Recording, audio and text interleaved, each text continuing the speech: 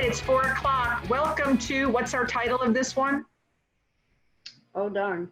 How to be productive at home with your teams, right? And I think we were including property managers, construction people, and leasing. But I speak to leasing, you know, pretty much the other 3 or 4 days of the week. So I will speak to leasing, but I really kind of at the beginning want to talk about property managers and construction.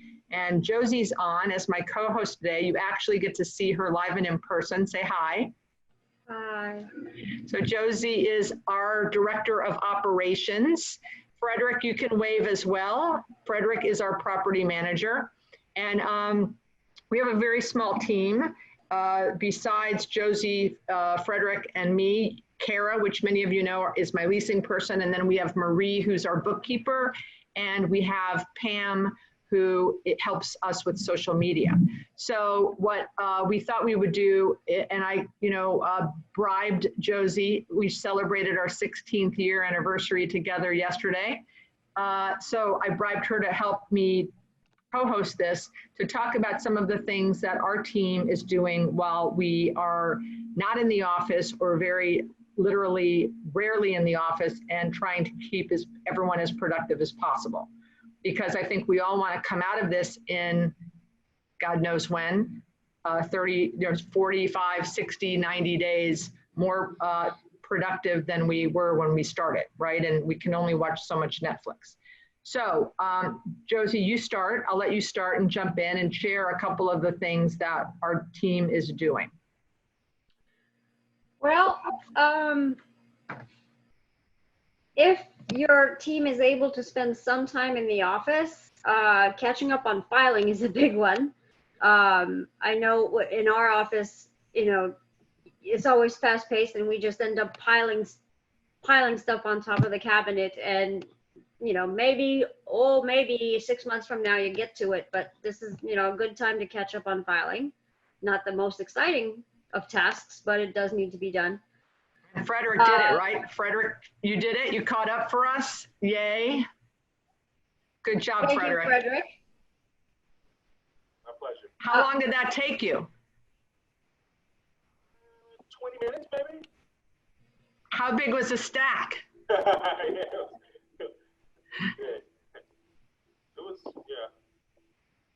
We do have, I know people are going to ask, don't you have everything on in the cloud? And we do, but there's documents and things that I like to have backups, like we definitely have lease files. We have letters from tenants, emails that we print. Like, I don't think we have a digital lease file. Do we have a digital lease file? We do, and all of the letters? Not of everything. I mean, the major documents such as leases, assignments, renewals, those things are all in the cloud. But as far as like letters that we receive from tenants and stuff like that, no, I don't scan those in the cloud. They do go in a physical file. And that's like releases of liens, all of that kind of stuff. We keep letters, emails. We try to print those so that we have copies. And so no, we didn't celebrate our anniversary in person yet. We will though, but thank you for asking. Something else that we did, which could be controversial. I think that Frederick was very happy when I raised my hand and I said, let's do this. So I am a big believer of getting forgiveness versus permission. And we had been in for permitting for how long, Frederick, on the speed bumps? How long were we in permitting for? 2 months. 2 months. So we just went and did the speed bumps. And we probably may get a fine, but hopefully they won't make us dig them out and I don't think they'll make us dig them up and reinstall them, because I would go to the mayor on that. I'm happy to pay a fine if I have to pay a fine, but it was the perfect time to do the speed bumps because there was no traffic in the center and we really needed it. We have a shopping center right in front of Sawgrass Mills Mall, and the hundreds of cars a day cut through our shopping center to go to the mall. And many of my tenants have complained that they've almost gotten hit by someone speeding through. And we put some speed bumps in a few years ago, but you know, they leveled out a little bit. So we wanted to boost them up. And so we did that last week, and they are working phenomenally. Yes, they are. Right. And here's to them not ever noticing that we went ahead and did that without the permit. Right. So once we did that, I asked Frederick to bring me any other capital improvement items that we have been, oh, the other thing we did is we have an empty Michael's. All of my leasing people on the call know about my empty Michael's. I've only been talking about it for, I think, 18 months. I said it in front of 500 people at the ICSC Vegas last year. Help me fill my Michael's. So it's still empty. Probably will be empty for a while now. And the city that I'm in did not allow me to put a big banner on the front of the empty Michael's. And, you know, even I agreed to, you know, pay for a permit. I agreed to only have it up 30 or 60 days and no such luck, right? Frederick, like, plead with them, no. So guess what happened last week? The banner went up on the empty Michael's, and it's a huge banner. It's huge. How big is it? 30 feet long? It's like 60 feet. 60 feet. Yeah, it pretty much covers the whole frontage, right? So we installed that last week, and it says, you know, for lease with our leasing sign.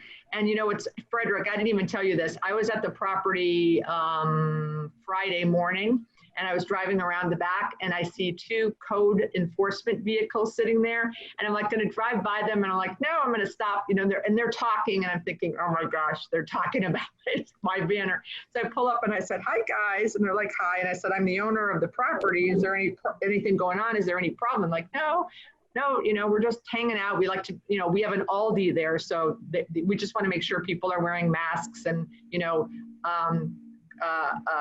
conforming to the 6 foot, you know, they have like a line outside the Aldi store where they only let so many people go in at a time. I'm like, oh, okay, great. Like, you're the owner? I'm like, yeah. And I said, I always, you know, when I see you code enforcement people out here, I always want to make sure I'm doing what I need to be doing. They're like, oh yeah, you're good. And then I drove away. So that sign, so my feeling is if I get the sign for a month because they're too busy focusing on masks and 6 feet, you know, I won. And again, if I get fined, I'm ready to pay the fine. And if they make me take it down, Frederick will take it down in a second, right? So that's something else we're doing to stay productive during this time. And then we also, there's another property where we've been wanting to do a stripe and seal.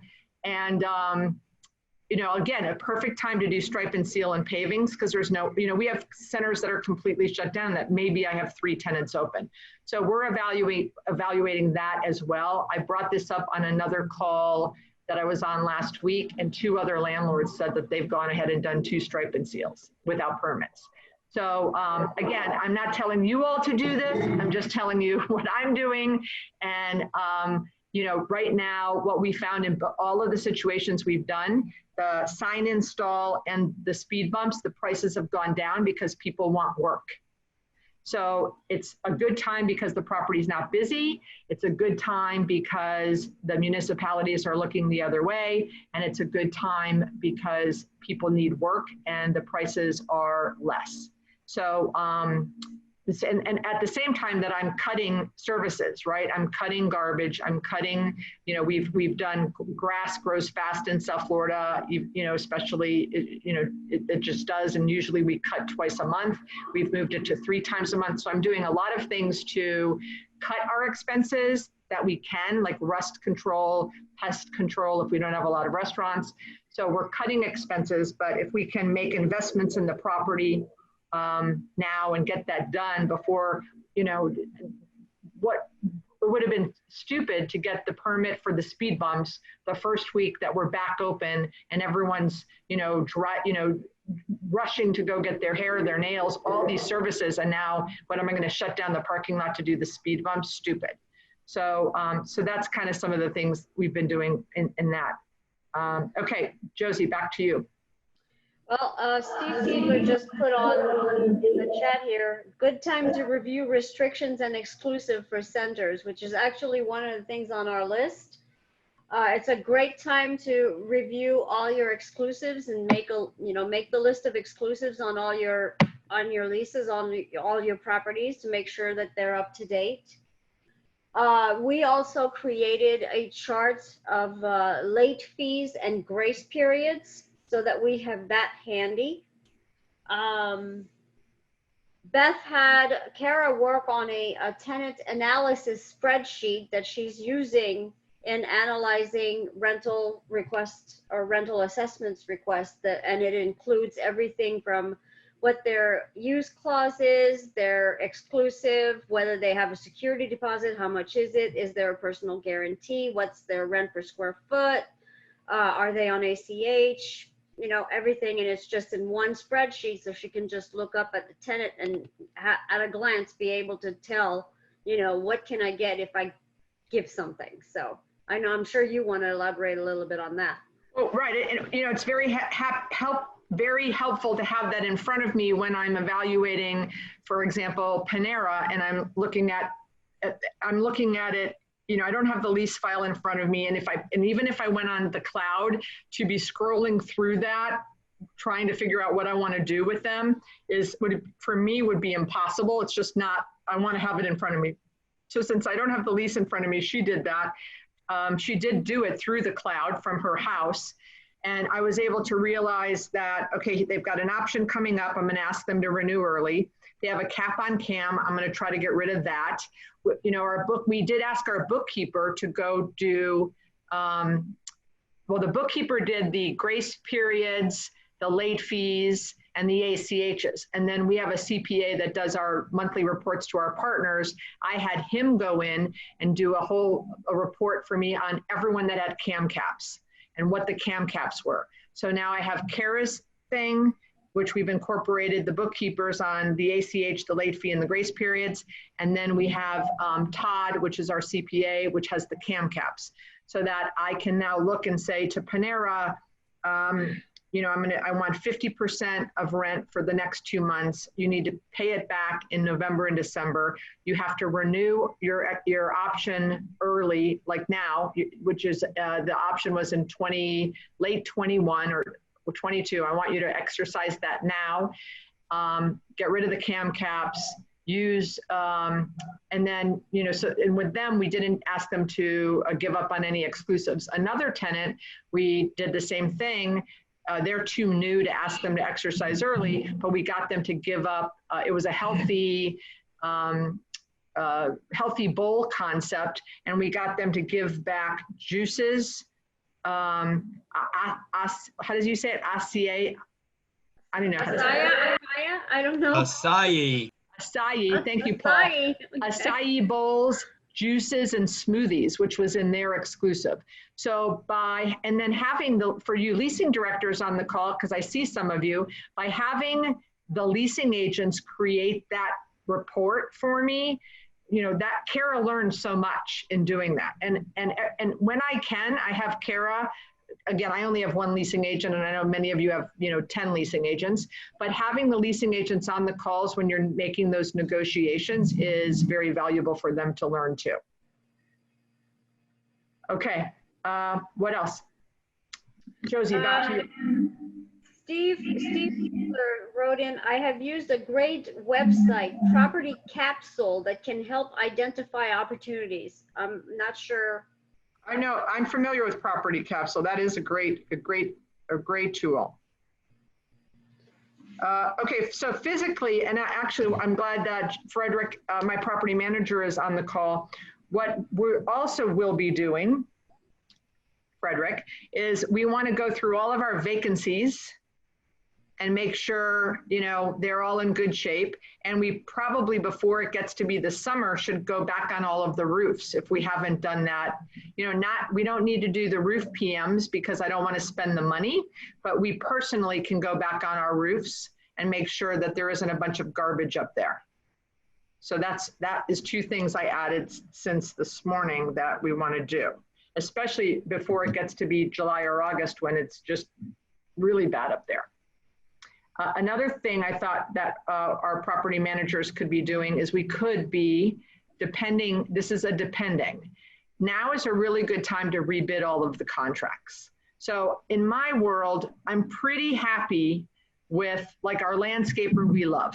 And he's, you know, whether there's a hurricane or now, like me calling him saying, I want to take the grass cutting from 2 to 3, from 3 to 2, or, you know, every 3 weeks instead of every 2 weeks, you know, he's just on the money and he's fabulous. And so I'm not interested in rebidding his contract. But we've had a problem recently where we had an electrician electrical company that did all of our pole light when the pole lights are out, and we loved this company and this guy in this company, and then he left to go to another company. So then we moved with him, and then his new company didn't do a good job. So we had been thinking about, do we go with the new company? You know, so now is a really good time that if you are unhappy with the vendor, to take those out to rebid, right? And even if you're quasi happy, I'm on a scale of 1 to 10, I'm a 10 on the landscaper, but if I was a 7, I would rebid it.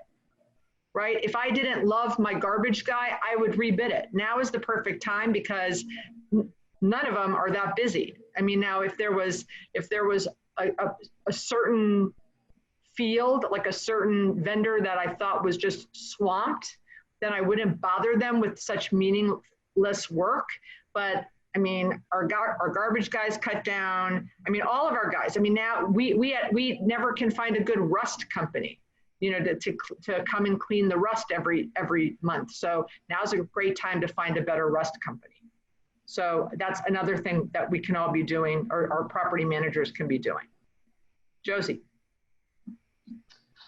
What did I have on here? Oh, as far tenant communications. A lot of them are closed, but it's a good time to check on them to see how they're doing, and not by bugging them, but update if you have any COIs that are expired that need updating, HVAC Certificate of insurance records or anything like that. Yeah, insurance, and sales reports. If it's, you know, I guess you have to tread lightly there, you know, as far as the contacting the tenants, but you know, that is something that you can start working on and prepare so that when things do take off again, you're not, you know, because I got a feeling that when things do take off again, quote unquote, I think we're going to be very, very busy at that point. So it pays to be prepared. Well, and I think that with what we're doing, we're trying to do is like, if they're supposed to do, you know, if our COI or certificate of insurance, if we have a spreadsheet and we're behind in collecting, if there are any restaurants open now and we haven't gotten their renewal, we need to be calling them. If the lighting store is closed, you know, we can bother them a month after they open if we don't have it. But making sure that the sheet is updated, that all of the new tenants are on it, making sure, you know, we're terrible about updating HVAC insurance maintenance agreements. It's in the lease that they're supposed to have it. I don't believe, maybe bringing on Frederick a year ago, maybe he's got that up to date. I don't even know, but that is a thing that is part of the lease, that, you know, making sure that when they call and say, my air conditioner is broken, and actually, I'm thinking as I'm going. So we've been communicating with tenants. We've been, every time we hear of a grant or a loan that is available, we email the tenants and tell them. We've been telling them when we heard the PPP was about to run out, we called our bankers and asked if any of our tenants could go apply it at our bank, because the Wells and Bank of America early on were shutting them out. So we got a few people in our bank. We actually helped some people fill out their documents. Not one of my 40, I only have 49 tenants, not one that I've heard of has told us that they've gotten money. Now, they may not be telling us they got money because they're worried I'm going to turn around and ask them for rent if they haven't paid. But communicating to them, so on a prior webinar, early on, like one of the first or second webinars I did, someone wrote in the chat, make sure the tenants are checking their stores. I'm like, oh my gosh. So another communication went out. Please make sure that you're checking your stores once a week for flushing your toilets, etc.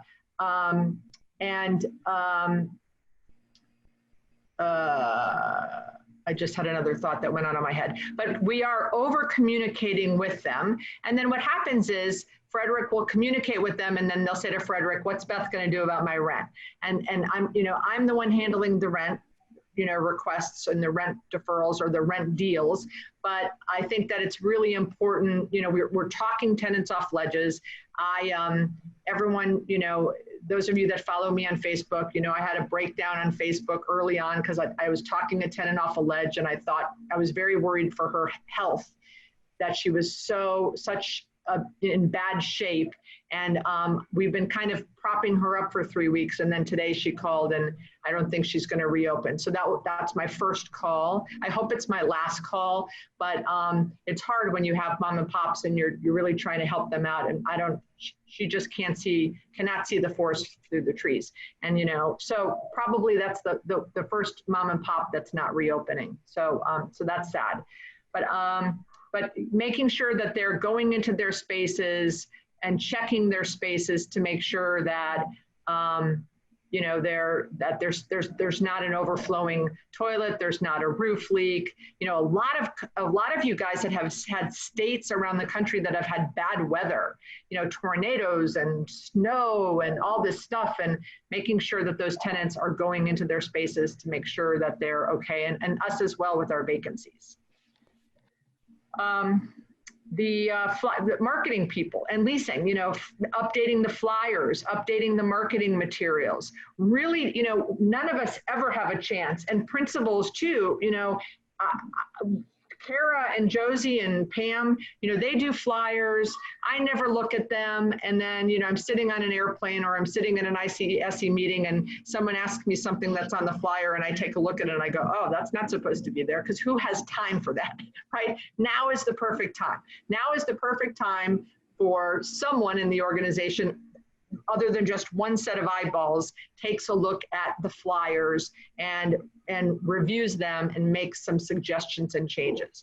We don't need to have all of that silly language of, that all of these adjectives that just fill words on a page on our flyers, right? And I also know many people that are working on their websites that are trying to adapt, make changes. I'm sure website people are probably pretty busy right now. So I think that's another really great thing for people to work on. Josie? Leasing people as well. Your CRM, update your CRM is a great time to do that. We had a couple of, let's see, Steve Fiedler. I work on tenant side, updating site criteria flyer and researching holes in each market in my region. Excellent, excellent. Absolutely, and tenant rep brokers, obviously the same thing. I was just talking earlier to Vivian and to Chrissy, creating a Facebook page in your market. We have a Facebook page in South Florida called the South Florida Retail Exchange or Idea Exchange, and it was started probably already now 5 years ago. We have over 500 people in it. And it has gone from that Facebook page to where people say, hey, do you have any second-gen restaurant spaces, to, hey, I have a new listing, hey, I have a new tenant rep client, and there's a lot of exchanging going on there. The admin of that, Karen Marovitz, then took that Facebook page and started something called Brokers Who Lunch, where monthly we were getting together and having a lunch, to where now she's taken it to Brokers Who Zoom, and we've had 3 meetings so far, 1-hour meetings, and we have about 50 people on average, maybe more, and everyone gets like 30 seconds or a minute to talk about clients they rep or listings, and it's phenomenal. And I'm encouraging you all to start it in every market. I know Arizona started it, or Phoenix, or Arizona. I know that Detroit has started it. And it does start small. Like a couple of you have said, by the way, Chrissy, how many people is in your group, the Phoenix group? Did you type that already? No, I didn't type it. I was waiting. 78. Wow. And it's only been a month, right? Yeah. So, hasn't been that long. Oh, that's going to, and are you on the freshman forum? You are, right? Yep. Will you make a note on Friday afternoon to share that? Because the girl in Detroit called me this morning and she's like, I'm very frustrated. There's only 8 people. So that would be great. And then going back to, Frederick is part of a property managers group in South Florida. And you guys meet, what, quarterly, right? Yeah. And you share things like your favorite landscaper, your favorite roofer. So now is a really, really good time for the property managers on your teams to start this. Reach out to, the Weingarten manager and the Simon manager and the mom and pop manager. Frederick, how many people are in your group? Over 20. 20? Yeah. I think it's about 20, 22. 20 to 22. And you guys meet quarterly, right? Yeah, well, our last one was canceled, but that's our plan. We meet quarterly. Right. So you've had, I think, 2 or 3, and they meet in someone's office, and someone, sponsors lunch, but so much you can get out of that. So I think now is a great time. And, Frederick, I challenge you to do a Zoom call with those people. Josie will help you. So you'll have a virtual meeting. Okay? All right. You guys should all do that. I think also we can all be looking at, too, contracts. Confidentiality agreements, release of lien contracts, leases, with the prediction or belief that there will not be national deals done until 2022. Brian, 2022. Are you nodding? Are you questioning me? Are you in a frozen mode? Brian. Take me off mute. Yes, you. Did Sorry. you? 2022. I think we'll get a couple deals done in 21, but I think most of the activity will pick up in 22. So, and I agree. So let's agree that we're going to do some deals, but nothing like we're used to, right? No question. Agreed. Okay. So that means we have to do locals, right? Yes. So do we have a 3 to 5 page local lease? Do we? No. Yeah. So I think that's another thing that we could hire an attorney, we could have our in-house counsel. I think we all, because I'm also going to be doing some temp deals or short-term deals, and I don't want a 30 or 40 page lease to scare people. So if I don't have an in-house counsel, which I don't, can I get my attorney to take my lease document and make it, we do have a 1-page licensing agreement when we do like crazy 1-month deals.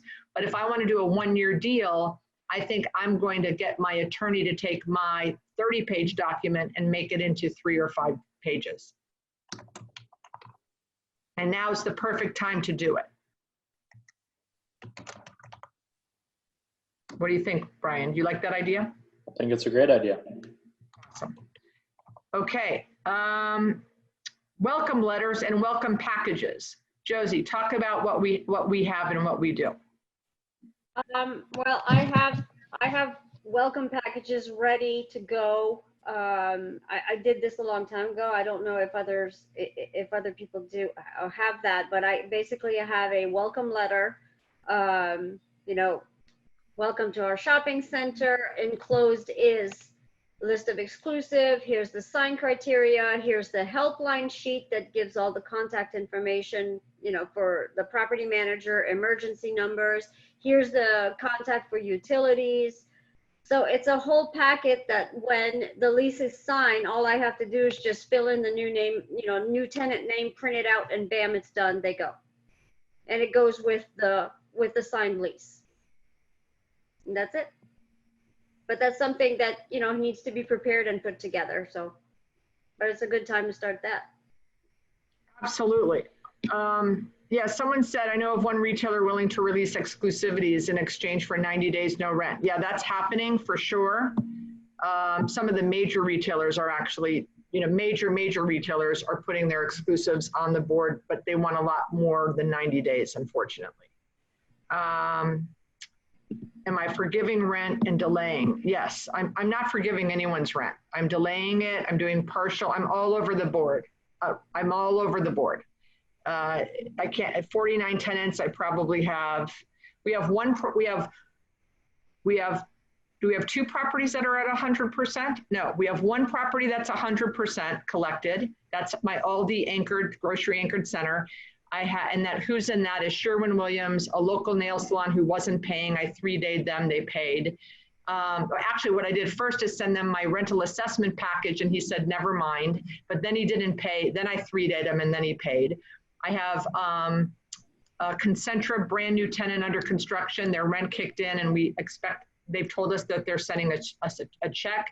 I have Aldi, I have an optometrist. So that's a small center, 75,000 square feet, like 6 tenants. Sprint Corporate's there. So 100% collected there. And then I go all the way down to a center, I have 5% collected. So, and I'm all over the board, all over the board. It's case by case for sure, depending on if, like I had Panera and they weren't paying and I 3-dayed them because they're in a situation where they're $20 below market.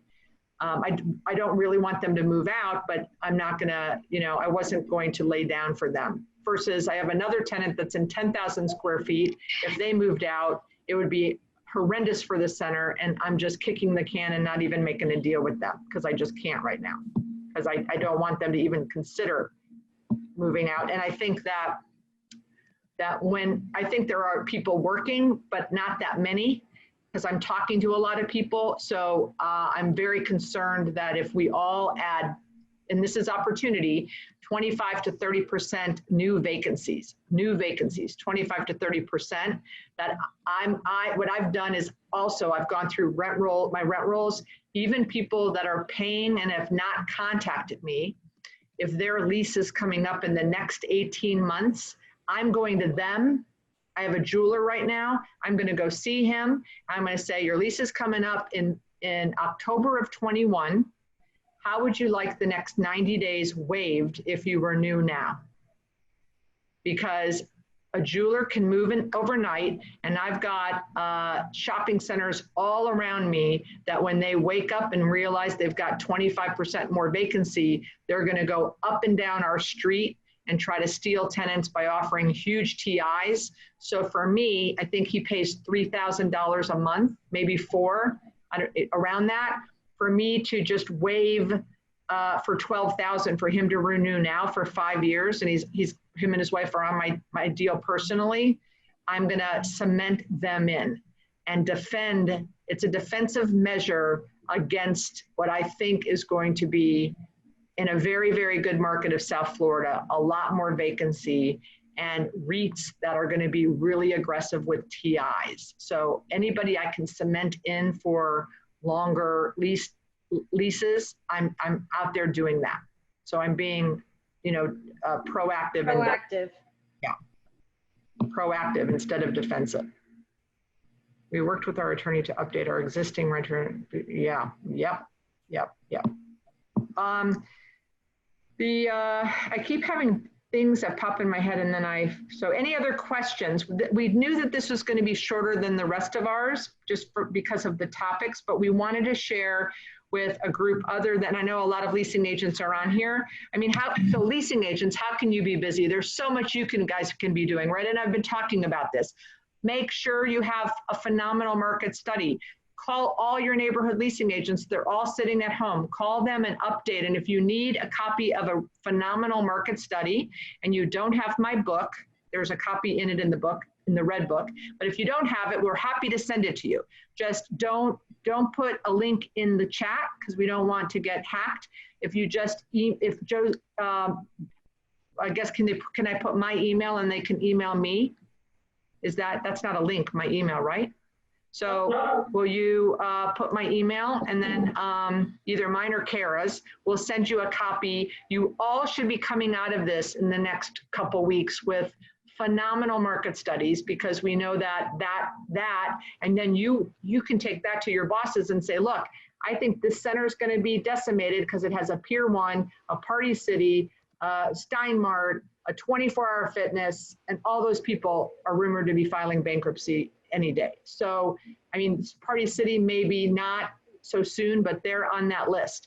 And Mattress Firm. So if you have centers up and down the street, and maybe your leasing agents are new, but or maybe you're too new to know, and that's what you guys also should be doing. There was someone that posted something which is phenomenal. It was all of the public retail companies and their earnings report date. So if you are leasing and you have an ability to sit on those earnings calls, I've done that. I've only done that for REITs who are my clients. I'll go on earnings calls for my clients because I want to hear what Phillips Edison is saying, or Kimco or Brixmor. I want to hear what they're saying because they're my clients. I want to be in the know. But I've never sat on a retailer's earnings call. A great thing for if you have a leasing group of 5 or 6 and there's 10 earnings calls in the next month or two, assign each leasing agent 2 earnings calls. It's phenomenal education for all of you and for us, and we might hear something on those earnings calls that we, may want to pay attention to, especially if they're in your centers. You should be listening to the earnings calls, right? So that, other than liquor stores, what other small tenants do you want in your center? Are you local? And you want to know specifically my center or any centers? I mean, we're talking to Weight Watch people, Weight Watchers, Jenny Craig. We're talking to vitamin stores. They're selling their stuff off the shelves. Auto parts. People are not going to be buying new cars. They're going to be fixing their cars. Anything DIY. So auto parts, tools. Today, the uses Kara reached out to today were tool companies, auto parts, nutrition stores, and another one, I don't remember. Discount jewelry stores. We think the We Buy Gold thing's back. I normally would not do a We Buy Gold, but I'm keeping my options open depending on what my vacancy looks like. I'd rather plan for 20 to 25% and only have 10. But when there are announcements that 110,000 restaurants aren't going to reopen, that's scary. And South Florida is filled with restaurants. The leasing agents, market studies, calling national retailers that you have a quasi relationship. Like, for example, I have a good, like an okay relationship with Kent Gonnerman from Rack Room Shoes. I'm going to call him. He's on my list to call this week. They're all having 45-minute conversations. So I'm going to take my, let's say, on a scale of 1 to 10, 5 with Kent Gonnerman and make it an 8 and talk about things that don't have to do with rents because he's not my tenant. So national tenants, I want to talk to him about things like, when do you think your company is going to let you get in an airplane again? Like, when are you, because that's going to definitely impact our business when those people can start traveling. But just talk about, he posts on Facebook, I'm his Facebook friend, but we're really not friends, all the food. He's a chef. And I'm going to say, I need your top 3 recipes because I am not a chef and I've been cooking my brains out. And, my boys are tired for the same 5 things, every other day. So I'm going to solidify and strengthen that relationship. All of the leasing agents. Now, of course, I'm not going to call someone I've never spoken to before and go, hi, what are your recipes? Not going to do that.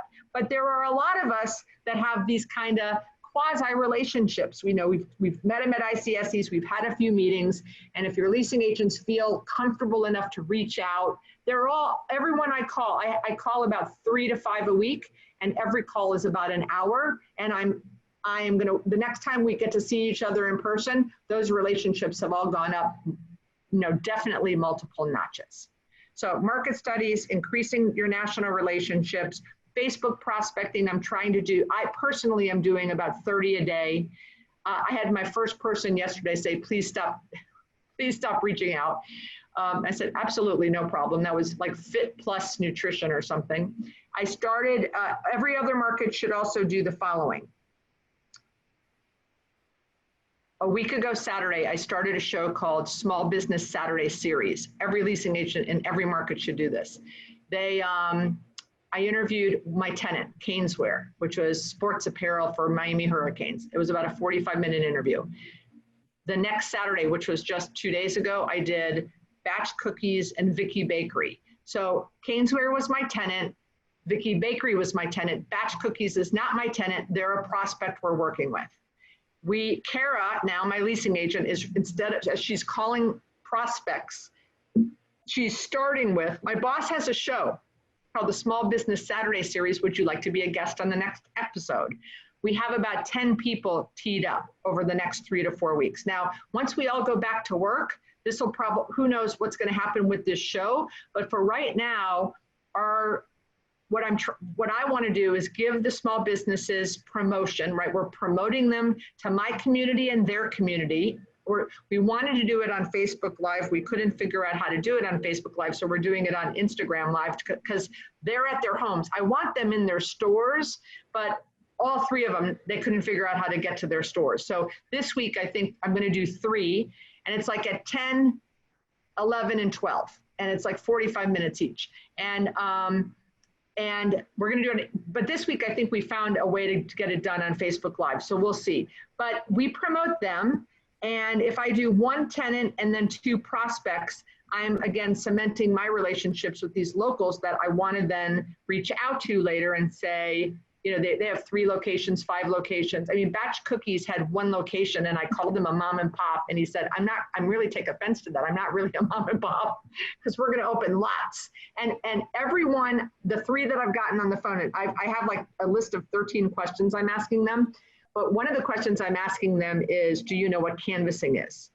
And they, one person said yes, and the other 2 people said no. And then I get to tell them what it is. And then I ask them, do you care if someone that had a shopping center vacancy would come into your store, not in a peak time, and ask you if you're interested?